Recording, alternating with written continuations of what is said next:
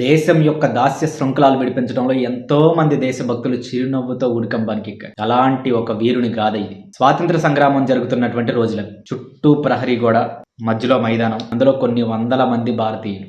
ఒకే ఒక్క ద్వారం. ఒక్కసారిగా అక్కడికి కొంతమంది పోలీసులను వెంట పెట్టుకుని ఒక బ్రిటిష్ అధికారి ప్రవేశించాడు. పిచ్చి పట్టిన కుక్కలాగా అమాయకులైనటువంటి భారతీయులపైన ద్వారం దాటి వెళ్లిపోకుండా ద్వారాన్ని మూసేసి ఇష్టారాజ్యంగా కాల్పులు జరిపారు. ఈ కాల్పుల్లో కొన్ని వందల మంది చనిపోయారు. ఇందులో బతికిన వాళ్ళలో ఒక్కడు ఈ ఘటనకు కారణమైన వాళ్ళని ప్రాణాలతో విడిచిపెట్టనని ఆ రోజు ప్రతినబూనాడు. సరిగ్గా 20 సంవత్సరాల తరువాత పేర్లు మార్చుకుంటూ దేశాలు దాటి లండన్లో ప్రవేశించాడు. విచక్షణ రహితంగా ఆనాడు కాల్పులు జరిపినటువంటి వ్యక్తిని వెతికి బ్రిటిష్ గడ్డ మీద బ్రిటిష్ వాళ్ళ మధ్య మీటింగ్ లో ఉన్నటువంటి అతన్ని కాల్చి చంపేశాడు. ఇదే జలియన్ వాలా బాగ్ చరిత్ర.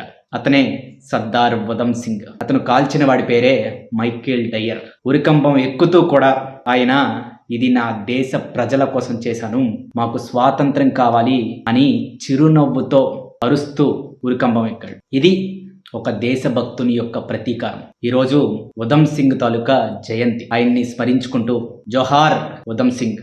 జై హింద్, జై భారత్.